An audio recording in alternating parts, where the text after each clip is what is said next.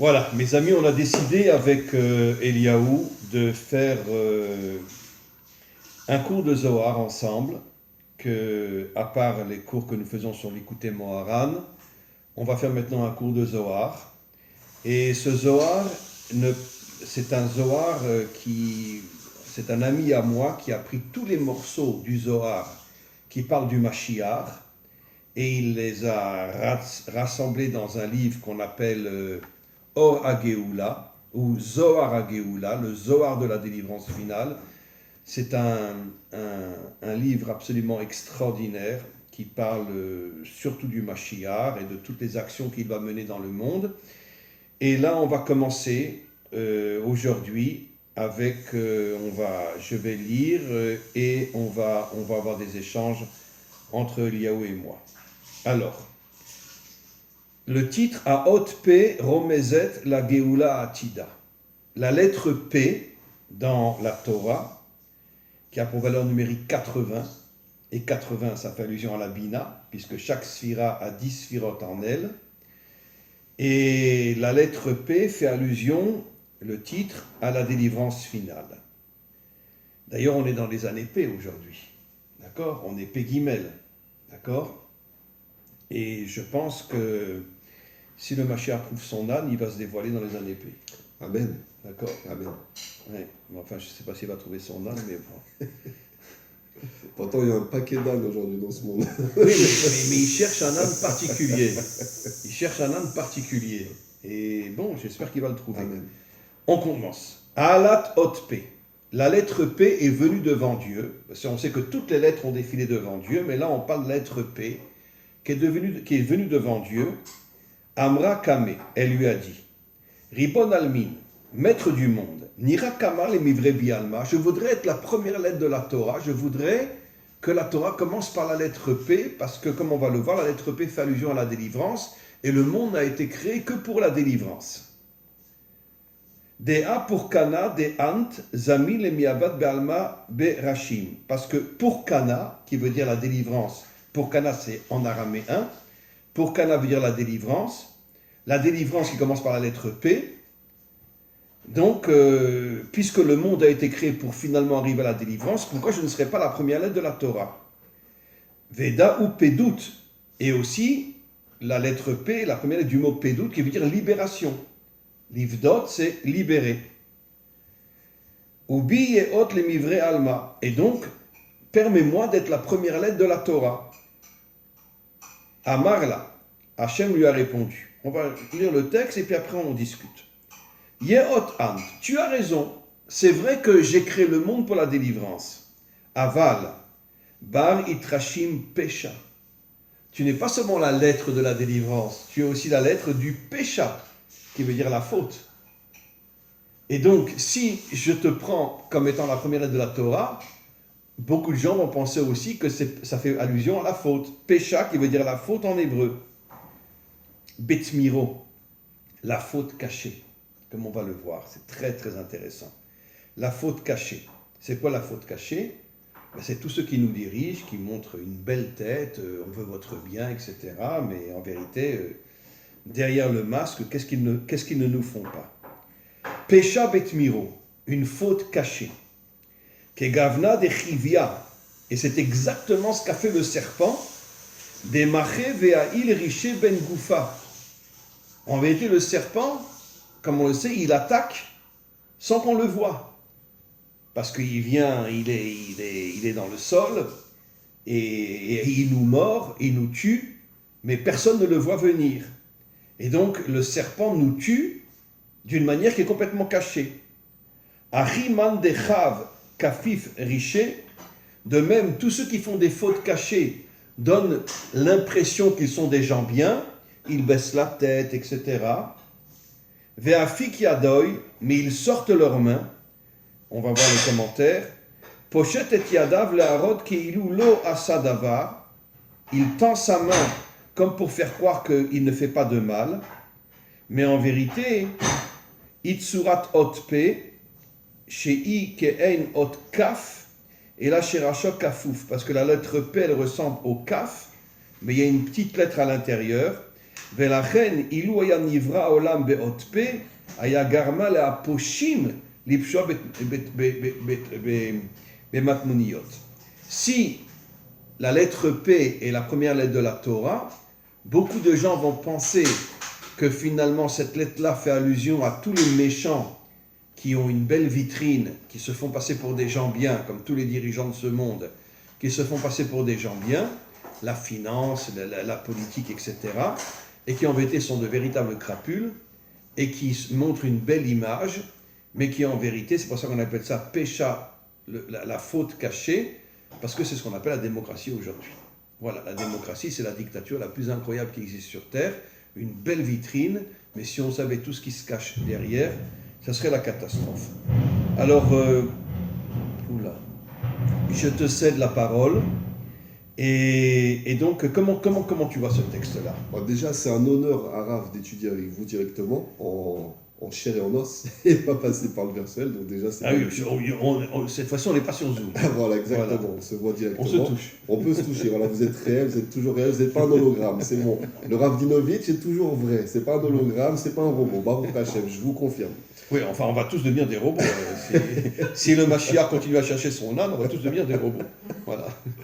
Alors, ce qu'on peut ressortir de cette étude, de ce qui ressort, c'est que je pense que si la lettre P aurait pu être donc la lettre de la délivrance, mais en même temps la lettre de la faute, ça aussi, ça nous avertit qu'il peut y avoir des fausses délivrances. C'est-à-dire, il faut faire attention, à travers le temps, tout ce qu'on a vu comme faux Mashiach, comme fausse délivrance, comme fausse Géoula, et c'est extrêmement... Tzvi, qui s'est converti à l'islam, qui se faisait passer pour le Mashiach. Bien sûr, il y en a eu des centaines, il y a eu des centaines de syndromes de Jérusalem, et c'est extrêmement dangereux pour le Ham Israël. Tu sais combien de personnes m'ont téléphoné pour me dire qu'ils voulaient un rendez-vous avec moi?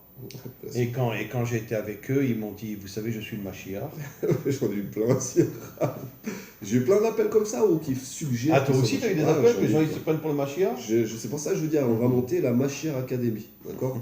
et on va mettre une queue devant, et chacun va montrer son talent du Mashiach. Ouais. Mais vraiment, il y a un danger, parce que si on annonce au peuple hébreu que ça y est, c'est la Géoula, le Mashiach est là, et que c'est pas là, on est extrêmement en danger. C'est-à-dire que c'est ça la force et la ruse du serpent. La ruse du serpent, c'est le plus haut niveau qu'il peut atteindre. Le serpent, c'est de se faire passer pour le Mashiach, sachant que... Mais c'est la même valeur numérique. C'est ça que j'allais vous dire. Vous savez très bien... Bon, le Zohar dit que le Mashiach fera faire teshuva au serpent. Amen. Voilà. Ça veut dire que le serpent, c'est pas un Malek. C'est le mal. Mais il lui fera faire teshuva, puisque en vérité...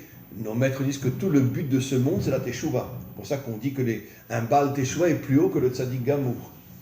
Il y a un projet américain qui s'appelle le projet Bluebeam. Le projet? Le projet Bluebeam. Et le projet Bluebeam, c'est en fait utiliser les hologrammes. C'est pour ça que je vous ai touché, savoir si vous n'êtes pas un hologramme. Ils projettent en fait, ils sont en train de tester des projections dans le ciel d'hologrammes. Et en fait, ils veulent faire apparaître des images divines, entre guillemets, pour faire croire à l'humanité que ça y est, le Mashiach est là, la délivrance est là, la Géoula est là, et en fait, ce sont que des illusions. En fait, c'est ce que je vous dis, c'est ça le projet du Nahash, c'est de se faire passer pour le Mashiach, faire semblant de l'être, amener tout en place, ça va même plus loin, hein. Ils sont en train de préparer ce qu'on appelle une fausse invasion extraterrestre, ça va très loin, hein.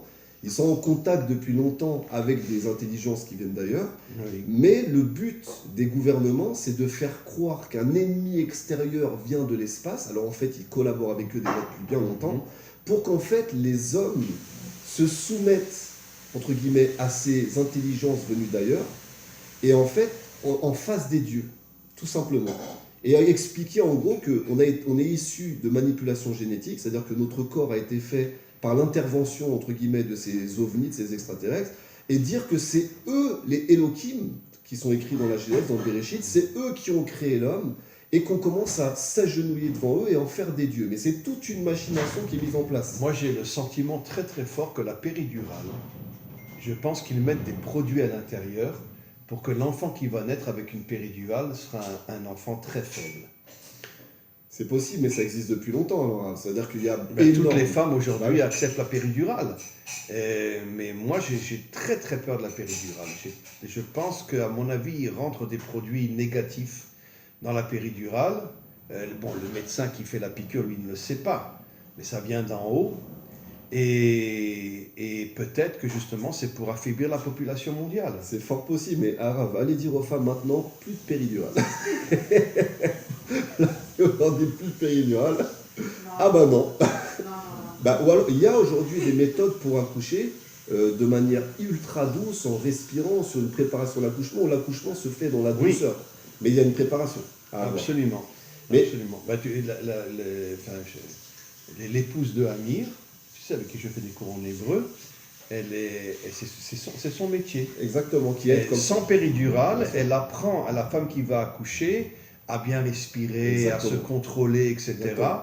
Et même si elle n'a pas de péridurale, elle arrive à accoucher sans trop de douleur. Exactement, mais par rapport à ce qui est dit là et ce qu'on dit, c'est la même chose par rapport au virus, au vaccin et tout ça. C'est-à-dire que ils sont en train, on en a parlé un petit peu, ils empoisonnent les gens exprès, ils les mettent dans des situations où le corps, comme vous l'avez dit, est affaibli, est en danger, est faible, déclenche des maladies, et après ils arrivent comme le Mashiach, avec soi-disant des remèdes, soi-disant des vaccins, qui sont soi-disant là pour sauver l'humanité, alors que c'est eux-mêmes qui ont Pour la empoisonné massacrer. les gens, pour la massacrer, et après donc se présenter comme le Mashiach. Donc c'est toujours, et on comprend pourquoi la lettre P n'a pas pu être la première lettre. Parce qu'il y a ce danger-là, entre guillemets, Absolument. d'utiliser la faute déguisée en Mashiach, en délivrance, pour faire accepter la faute à l'humanité comme une délivrance et que les gens plongent complètement dans la faute et acceptent la faute et soient complètement dedans. On le voit avec tout ce qui s'est passé avec le christianisme.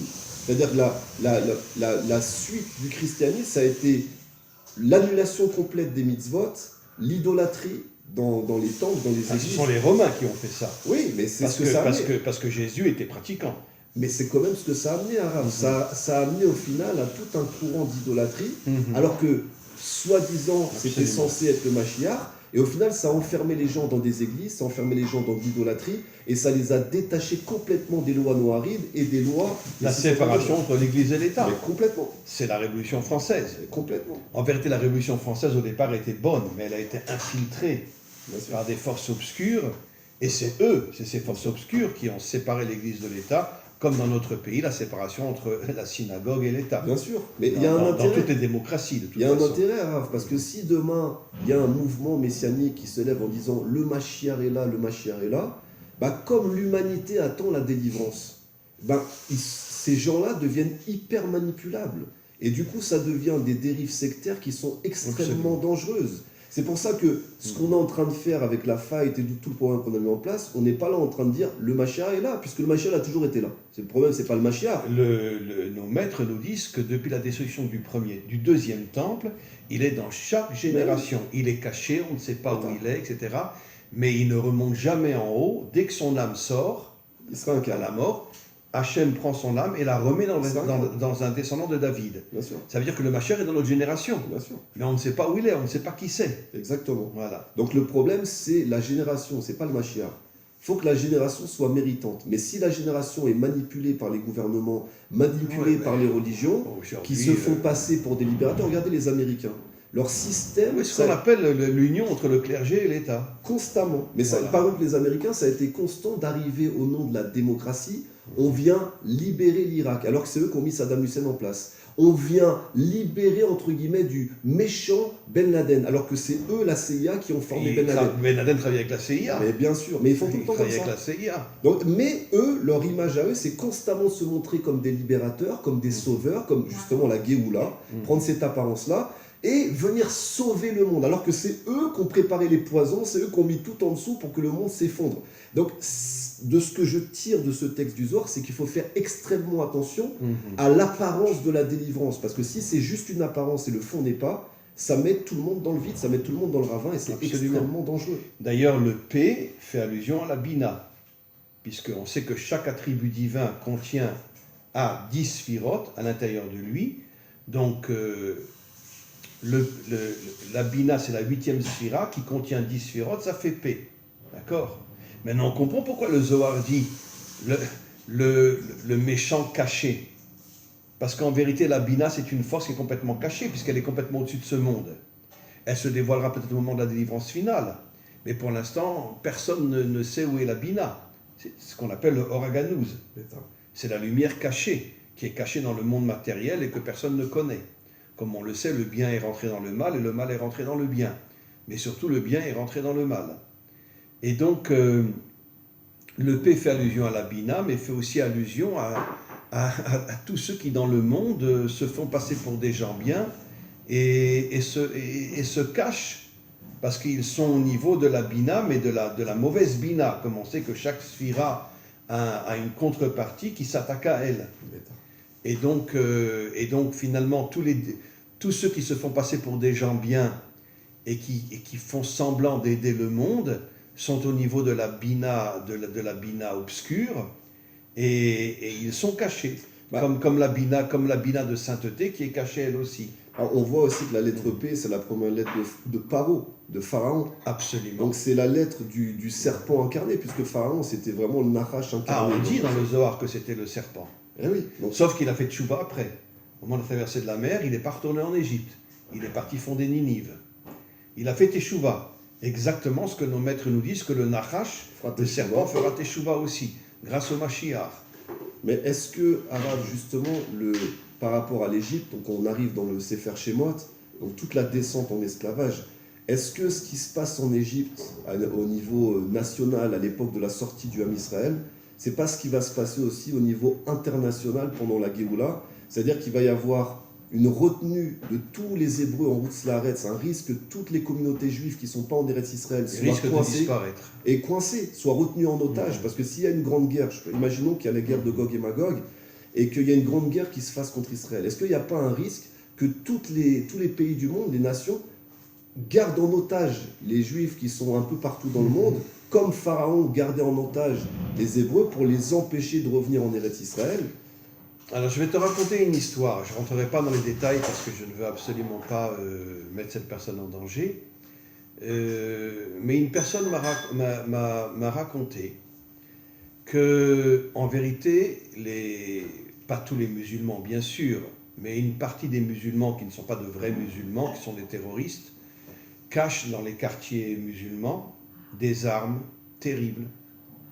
Et les dirigeants de la police empêche les policiers de rentrer dans ces endroits-là pour récupérer ces armes-là.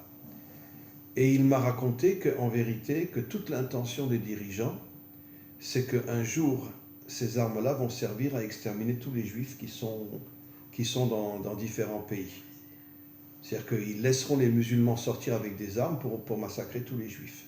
Ça veut dire que finalement, les Juifs font une bêtise inimaginable, ceux qui sont encore en France, ceux qui sont dans tous les pays du monde, et surtout en Amérique. On sait que l'antisémitisme est en train de monter en Amérique d'une manière inimaginable, et les Juifs ne se rendent même pas compte que finalement, ils vont tous être massacrés. Et les seuls qui resteront, ce sont ceux qui sont en Eretz Israël. Mais en même temps, Rav, ça risque aussi de déclencher sur les nations, parce qu'on arrive à la fin des temps, et les gouvernements des nations qui ont collaboré au massacre des Hébreux à travers l'histoire vont payer. Et ceux qui ont collaboré avec eux vont payer. Sûr. Parce qu'à l'image de l'Égypte, où il y a eu 10 plaies qui se sont abattues sur l'Égypte, absolument. L'Égypte est devenue mondiale, vous savez, le gouvernement mondial, donc c'est un Égypte mondial. D'ailleurs, nos maîtres nous disent que les 4 exils s'appellent Mitzrayim. Parce que Mitzrayim, ça ne veut pas dire l'Égypte, ça veut dire les limites. Ça veut dire Metzarim, les limites. On est limité dans un monde où on ne peut plus respirer, quoi. Et aujourd'hui, on le voit clairement. Justement, il y a, selon nos sages, on expliquait que personne ne pouvait sortir d'Égypte. J'en parlais avec ma femme hier. Absolument. Il y avait des sortilèges qui étaient mis en place. Il n'y avait pas de soldats autour de l'Égypte. Les gens ne pensaient pas à sortir. Ils étaient envoûtés, mais c'est comme aujourd'hui à Rav. Aujourd'hui, qui penserait à sortir du système? Tout le monde est tellement bien dans le système. Mais bien sûr. Tout le monde est tellement ancré et enraciné dans le système. Aujourd'hui, c'est comme si tout le monde était envoûté. C'est comme si on avait mis un sortilège à tout le monde, malgré qu'on sache qu'il y a des problèmes. Les gens restent dedans. Et donc, ça ressemble à cette Égypte. Mais c'est ça la démocratie. Exactement. Enfin, bien qu'aujourd'hui, elle est en train de changer, parce que tout augmente, et aujourd'hui, c'est une catastrophe, ce qui se passe dans le monde. Surtout en Israël. Démocratie, absolument. Tu as tout à fait raison. C'est pas la démocratie, c'est la démocratie. Oui. Voilà. Donc il y a un envoûtement, et on sait que personne n'arrivait à sortir d'Égypte, ils étaient ensorcelés. C'est-à-dire qu'il y avait un ensorcellement Absolument. et tous les magiciens d'Égypte, donc c'est ce qu'on voit aujourd'hui dans la publicité, par exemple tous les égrégores que vous voyez, les couleurs, les génériques, Bien sûr. sont en train de vous envoûter, vous envoyer des messages subliminaux, les dessins animés c'est la même chose, d'accord, et La plupart des films aujourd'hui, sauf quelques-uns.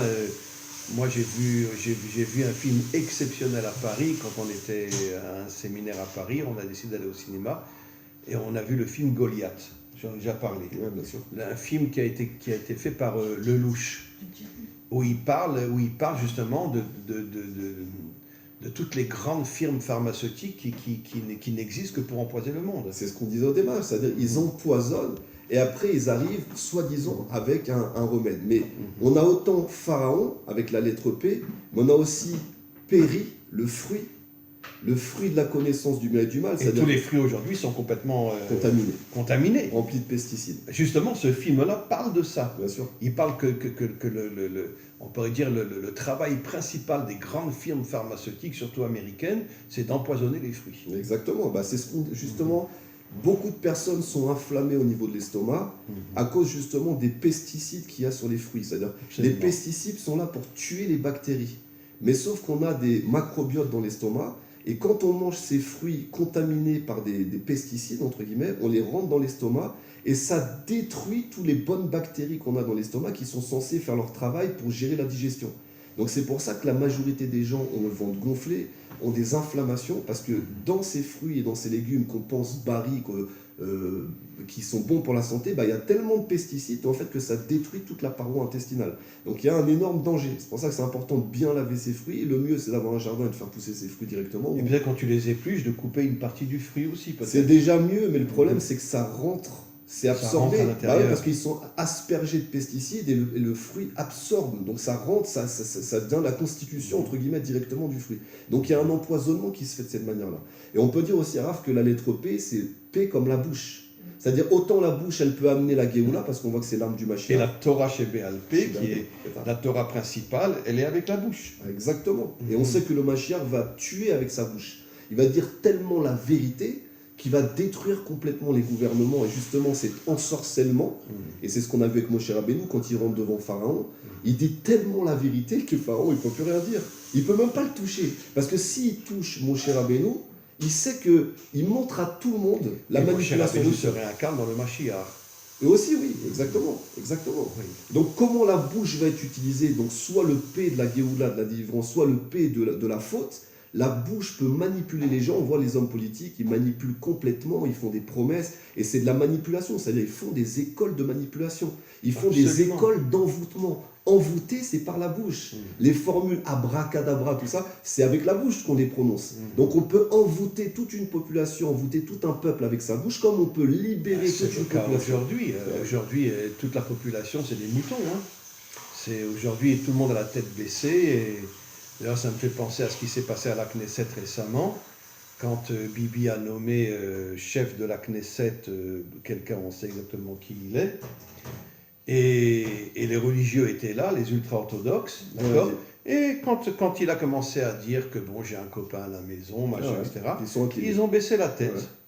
Ils ont baissé, au lieu de se lever, de sortir, de se révolter. Exactement. Ils ont baissé la tête, comme les moutons. Parce qu'ils sont payés, ils sont corrompus. Corruption. Mais parce que de toute façon, c'est l'union entre le clergé, le clergé et l'État.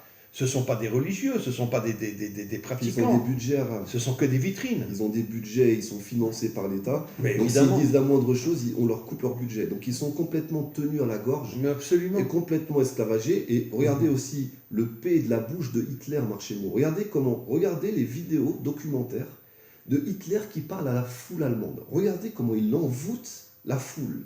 Les gens sont complètement... Mais c'était un démon, c'était un grand sorcier. C'est ça l'histoire, c'est la sorcellerie. C'était un démon qui a pris une forme humaine. À 100%. Mais c'était absolument pas, c'est comme dit Rabbi Nachman dans la Torah 28, les Shedim.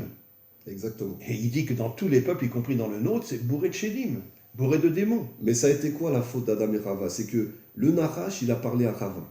On n'a pas vu, vous avez souvent dit dans vos cours, on n'a pas vu Adam parler à Rava. Ils ne sont pas parlé. Non. Par contre, le serpent a parlé à Rava. Et il a su la séduire. Et le Talmud dit que c'était le plus bel homme de la terre.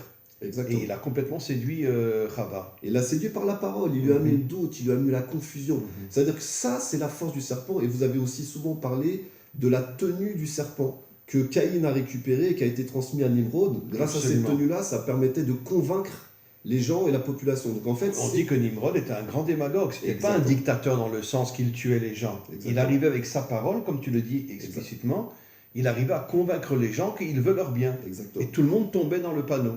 Exactement, parce que la parole, elle passe à travers le corps. C'est-à-dire, autant un dictateur qui utiliserait la force, ça ne va pas convaincre le mental. Mais quelqu'un qui sait parler et qui utilise mal, entre guillemets, ce don qu'il a, eh ben, il peut rentrer dans le cerveau d'une personne et reprogrammer et envoûter complètement le cerveau. C'est extrêmement dangereux. Ça, c'est la force du Nachash. Et d'ailleurs, je lisais ce matin un commentaire sur la paracha de la semaine selon Rabbeinu. Il expliquait, qu'est-ce qu'il a dit à Moshe? Il a dit, fais attention de ne pas parler mal du Ham Israël, parce que regarde le bâton que tu as.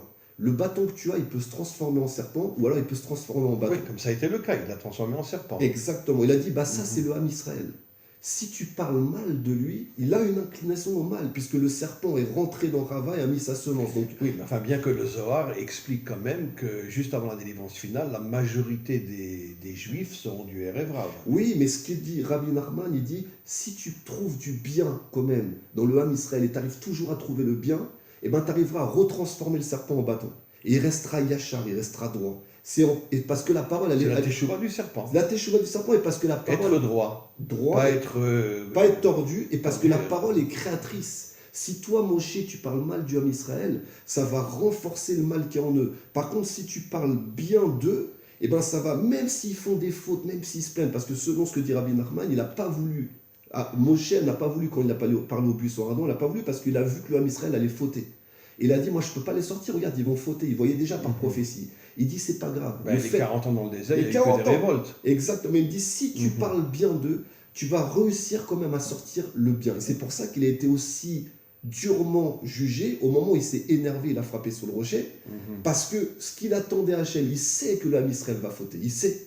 Mais ce que je veux de toi, c'est que tu sortes le bien qui est en eux, que tu vois ce bien-là, que tu le grandisses. En vérité, le Ham Israël, le vrai Ham Israël faute, parce qu'on est le peuple le plus introduit de la terre, et toutes ces forces obscures qui sont à l'intérieur du peuple juif essayent de tout faire pour le faire tomber. Et il y a aussi une responsabilité des dirigeants, des rabbinim. Surtout. C'est-à-dire que ils transmettent mal la Torah, et s'ils ont une Torah culpabilisatrice, ça va enfoncer encore plus le peuple dans la boue. Alors que s'ils arrivent à... C'est la force de Rabbeinu. Rabbeinu, il a cette force-là de voir le nez de la Torah. Et oui, il voit le point positif dans le Ham Israël. Et regardez, Eliyahu Hanavi, il a été puni sévèrement parce qu'il a dit, regarde, ton peuple, ils font plus la brite, ils font pas la circoncision. Aujourd'hui en Israël, c'est des milliers d'Israéliens qui ne font plus la circoncision. Qui font pas la circoncision, qui connaissent pas le Shema Israël, qui n'ont pas de conscience. Qui ne mangent pas kasher. Oui, parce qu'ils savent pas. Mais parce qu'ils savent pas. On leur a pas éduqué, on leur a pas appris. Les écoles, entre guillemets, laïques en Israël ont tout fait pour leur enlever ça de la tête et qu'ils n'aient pas conscience. Donc le rôle des rabbanim aujourd'hui et le rôle des élèves des rabbanim, c'est d'aller voir aussi le peuple et voilà, comme faisait le rabbi, leur faire une petite mitzvah, leur parler, voir le point positif qu'ils ont en eux. Parce que le plus important pour nous aujourd'hui, c'est d'être unis. C'est le plus important. N'oublions pas que chaque année, quand il y a des défilés gays en Israël, il n'y a aucun rav qui ouvre la bouche. Non, parce que aucun rav, et y compris les deux grands rabbins d'Israël. Parce qu'ils sont en danger. Ils n'ouvrent pas la bouche parce qu'ils savent qu'ils vont être virés. Et comme ils veulent l'argent et le pouvoir, donc automatiquement ils ne parlent pas des défilés gays. Alors que cette année, le premier défilé gay était à Jérusalem. Avant, il commençait à Tel Aviv, maintenant ils ont changé, ils commencent à Jérusalem. Il n'y a aucun rabbin, y compris les deux grands rabbins d'Israël, qui ont ouvert leur bouche et qui ont condamné ce qui se passait. Mais Arav, la question qu'on se pose, c'est qu'est-ce qu'on fait? Moi, j'ai eu des fois des appels de personnes qui avaient ce problème-là d'homosexualité et qui avaient compris qu'ils voulaient faire tchouva. Ils disent, je suis malade, je me sens pas bien, je veux faire tchouva, comment on fait? Et il y avait le rav de Sitré Achaïm qui avait fait un cours aussi, qui expliquait qu'en général, l'homosexualité, c'est dû à un problème avec la mère. Quand la mère n'a pas été assez affective et assez démonstrative avec ses enfants, ça crée une inversion. Ils détestent la femme. Ils peuvent avoir un rejet parce qu'ils n'ont pas reçu l'amour. Et aussi, ça va plus loin, c'est au moment de l'acte conjugal, la posture que les parents avaient, les attentions avaient, s'ils étaient mal positionnés, ça peut inverser l'âme. C'est pour ça qu'on souhaite un Ben Zarar à un couple, qu'il ait un garçon fils du masculin, parce que il peut y avoir une inversion. Et il expliquait que des fois, si ces hommes ou ces femmes allaient voir leur mère, et que leur mère les prenait sur leur poitrine comme ça, et les serrait contre la poitrine avec de l'amour, ça pourrait inverser les choses. On pourrait peut-être faire teshuva à quelques-uns d'entre eux. Par contre, l'idéologie qui est en train de venir en Israël et partout dans le monde, elle, il faut la combattre clairement. Parce que oui, mais si tu combats aujourd'hui l'idéologie des homosexuels ou des lesbiennes, tu vas en prison. En Israël, ils te mettent en prison. Si tu oses insulter un homosexuel aujourd'hui, tu vas en prison. S'il y a des témoins, etc., tu vas en prison.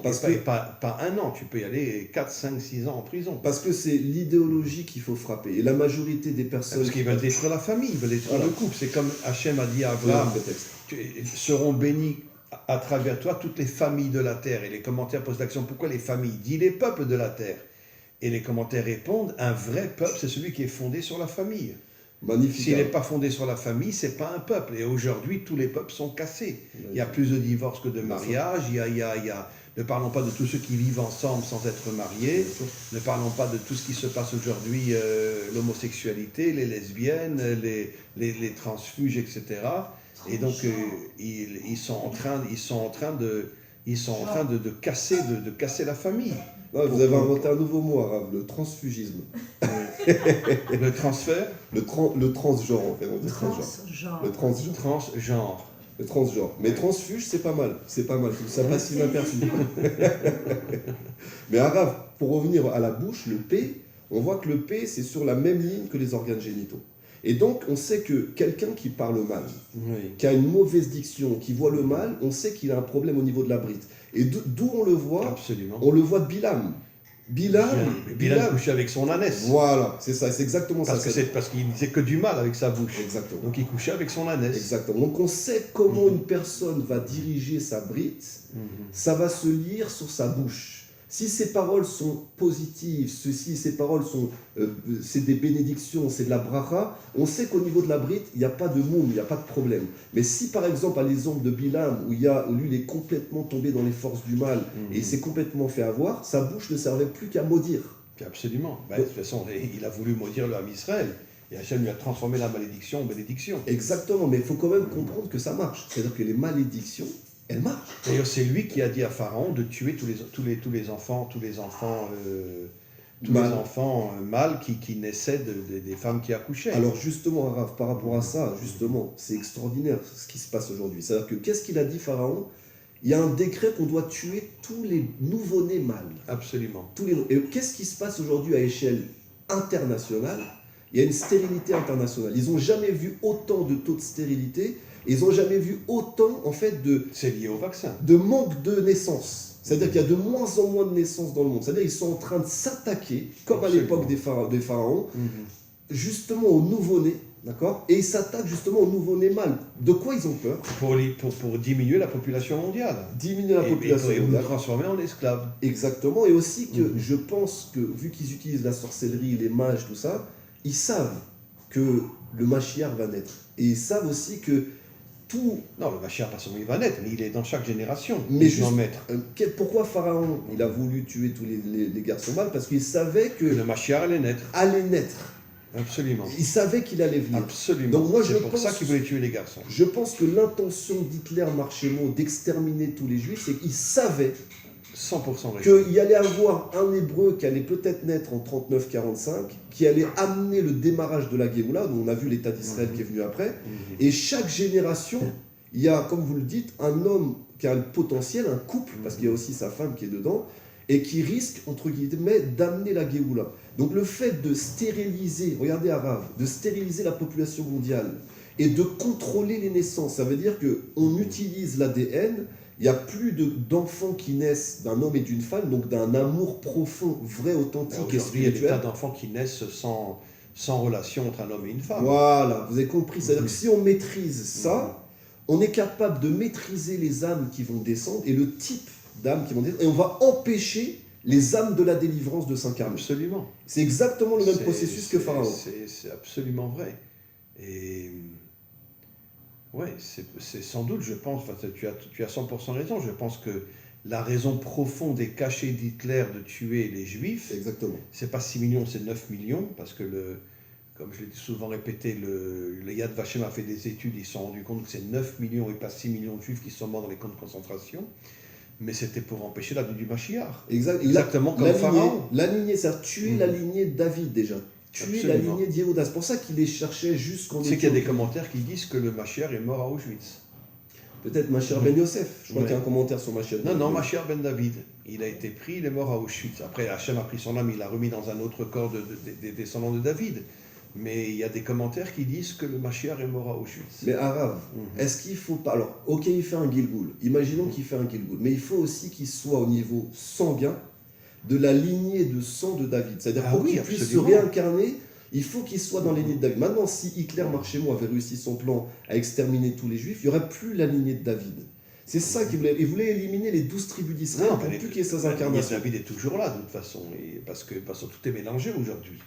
On ne sait plus exactement qui est Yehuda, qui est ci, qui est ça. Et... Alors la question que je vous pose, lui, il voulait faire ce qu'on appelle une race nordique. Oui. Il voulait faire des Ariens, blonds aux yeux bleus, grands, qui viennent, entre guillemets, du nord comme des Vikings. Okay. Est-ce que cette lignée-là, c'est une question que je me pose, ça serait pas la lignée d'Esav? Ben, Esav, on dit qu'il était Admoni, il était rouquin. Oui. Comme David d'ailleurs, qui était rouquin lui aussi. Mais le blond, ça peut tendre après vers le vénitien, et vers le roux peut tendre vers le vénitien et vers le blond.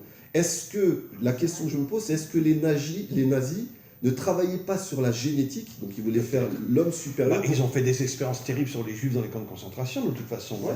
Ils ont fait des expériences inimaginables sur eux, pour les transformer, Mais est-ce qu'ils ne voulaient pas incarner un certain type d'âme? C'est-à-dire, parce qu'on sait, regardez, si on remonte à ce qu'on vient de dire, si un couple s'unit dans la Gdoucha, dans la pureté, en respectant les lois de Nida, ils peuvent accueillir un certain type d'âme, parce qu'on sait qu'il y a plusieurs familles d'âmes. Maintenant, un couple qui s'unit dans la Touma, d'accord, dans l'impureté, va faire descendre aussi un certain type d'âme. Bien sûr, des âmes négatives. Des âmes négatives, le Erev-Rav, tout ça, c'est ces âmes-là. Absolument. Maintenant, si la génétique allemande travaillait sur... D'ailleurs, on dit que Esav, c'est marqué dans le Midrash, Esav n'allait qu'avec des femmes pendant la période des règles. Il n'allait qu'avec des femmes pendant la période des règles. Il refusait d'aller avec une femme normale que pendant la période des règles. Esav. Alors, est-ce que vous êtes d'accord que Pat, ça veut dire aussi le pain?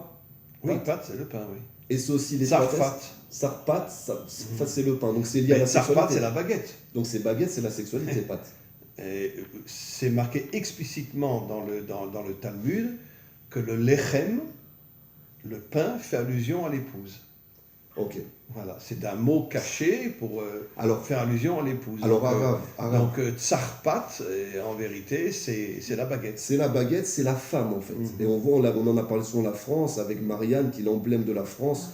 Elle était tout en haut de la muraille alors que les hommes étaient en dessous d'elle. Alors, qu'est-ce que Pharaon il a voulu faire? Il a voulu garder que les femmes. Oui.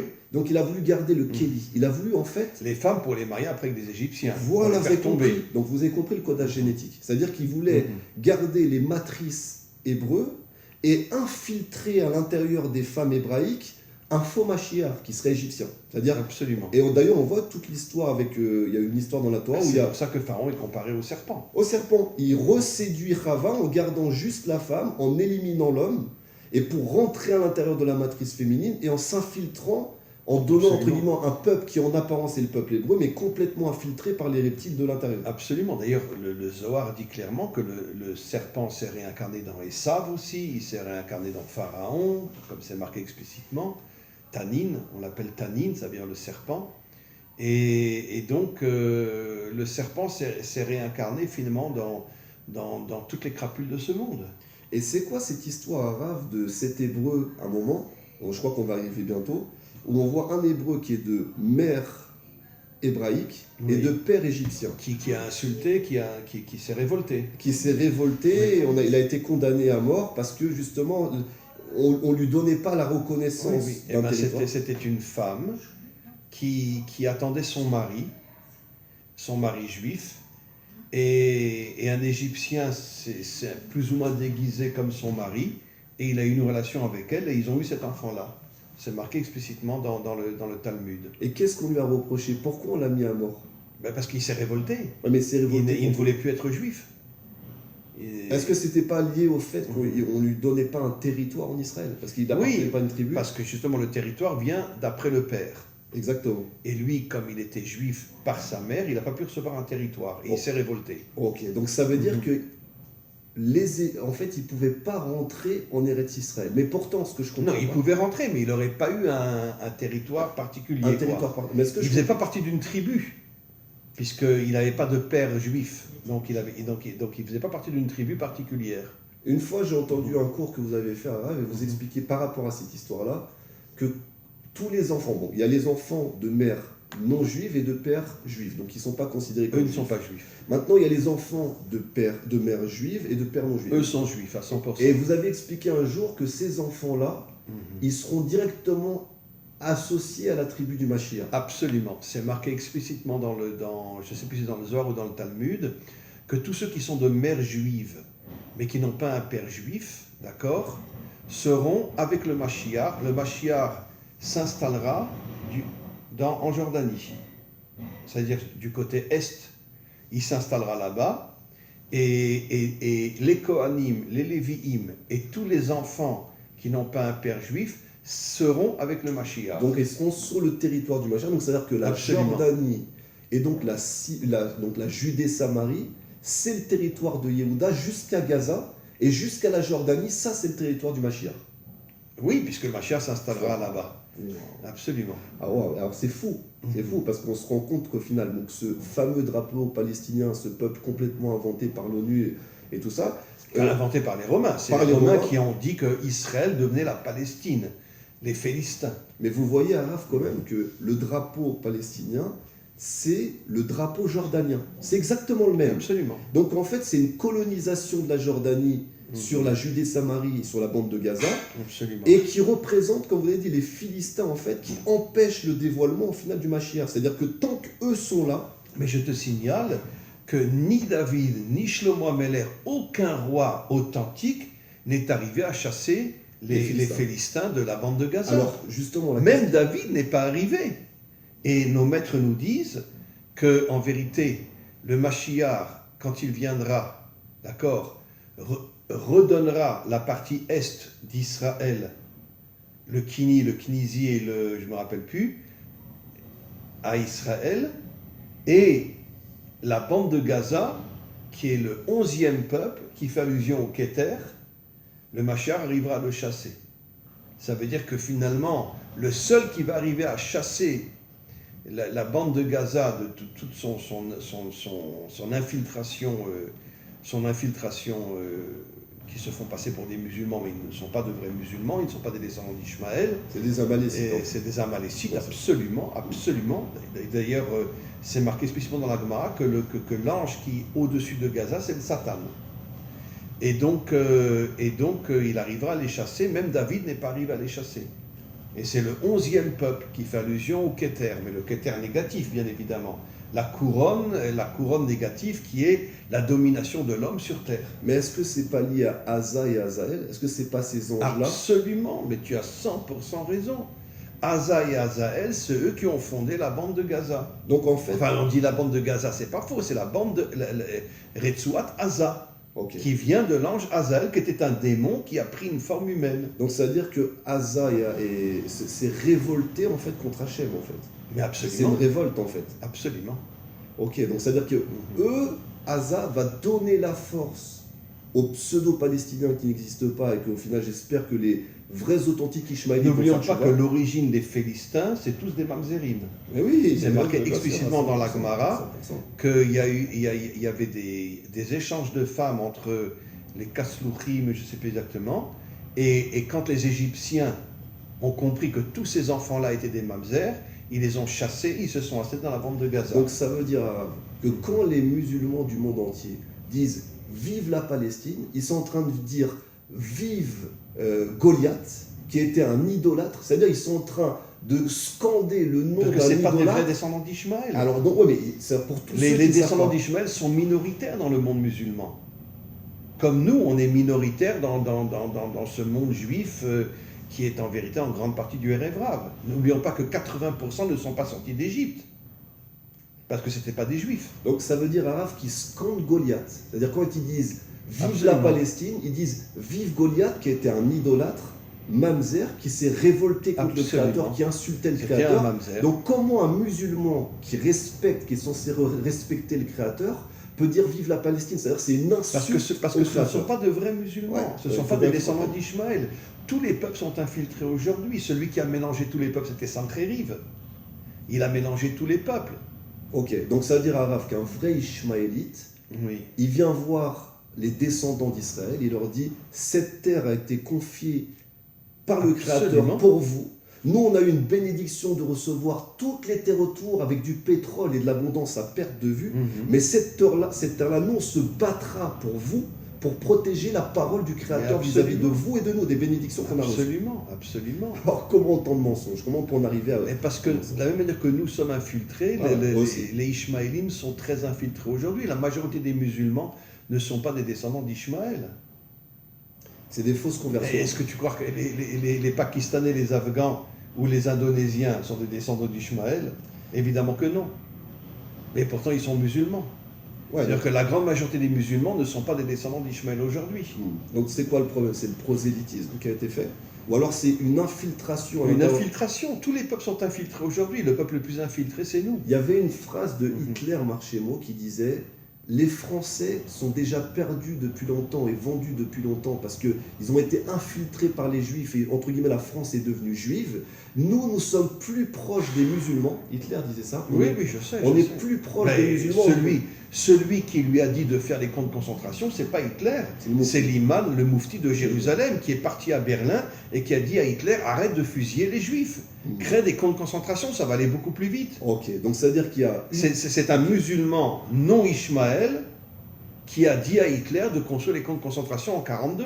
Ok, donc ça veut dire que Mhm. cette partie-là, entre guillemets, de l'islam empêche la révélation divine, empêche le dévoilement du Créateur, et en plus se bat avec les forces idolâtres, avec les forces amalécites, Bien sûr. au nom soi-disant d'une Palestine qui n'a jamais existé, on va en parler bientôt, et en même temps révère Goliath qui était un idolâtre par excellence. Mais bien sûr.